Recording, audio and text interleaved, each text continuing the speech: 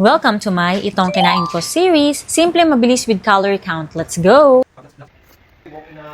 Sinusumpong na naman nga ako ng GERD. Mahapdi na naman nga ang aking tiyan. Ang kulit kasi minsan, hoy tiyan, wag ka kasing KJ. Pinagalitan.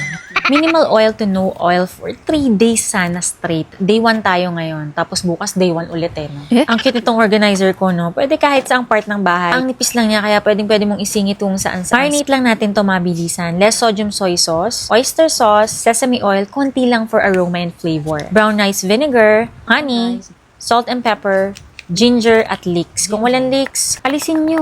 Ilagay nyo kahit anong gusto nyo. Dito walang bawal basta masaya kayo. Muntik ko nang makalimutan, naglagay din pala ako ng konting cornstarch kasi wala na talaga. Pang-lock ng flavor and keeping the chicken juicy and tender. Kung anong gulay ang meron kayo dyan, i-partner nyo. Ako, ito yung nakita ko, carrots at itong French beans. Naganap nga ako ng malukong na malulutuan. Sakto itong low casserole ko. Ang ganda, diba? Stainless steel for healthy cooking. Ito yung ating DIY steamer setup. Nagpakulo lang ako ng tubig and then after kumulo, naganap ako ng bowl na kakasya dun sa aking low casserole stainless steel pan. Then, isang maliit na bowl, upside down sa gitna. Tapos, nilagay ko lang sa paligid yung chicken. Pag kumukulo na yung tubig, ilagay na natin yan. So, yung style na yan, para mas kumalat yung singaw at hindi mag-ipon ng tubig sa center. Dahil chicken breast chips to, mabilis lang siyang maluto. Mga 10 to 12 minutes, ako mga 10 minutes lang. Huwag niyong i-overcook kasi magiging dry yung inyong chicken. After steaming, makikita niyo may broth na nabuo sa bowl. That's the natural juice of the chicken combined with the steam and the flavors of ginger and onion. Naku, ang sarap niyan, huwag niyo yung itatapon. Gagawin natin yung sauce, pero parang sabaw na may lasa ganun. Nilagyan ko lang ng konting hoisin, soy sauce, sesame oil, oyster sauce, kayo ang bahala, timplahan nyo na lang. Ang sarap niyan. Healthy pa kasi nandyan yung katas ng ating chicken. Yan, tapos plating na tayo. Daanin natin sa plating. Ito yung aking naka-refrigerate na rice. And kung nagka-calorie count kayo,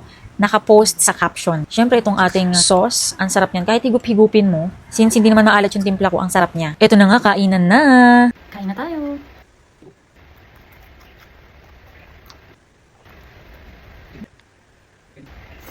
Ang sarap at healthy, di ba? Ang lutong pa ng aking mga gulay. Super simple, effective, and healthy kasi pure steam lang, walang mantika.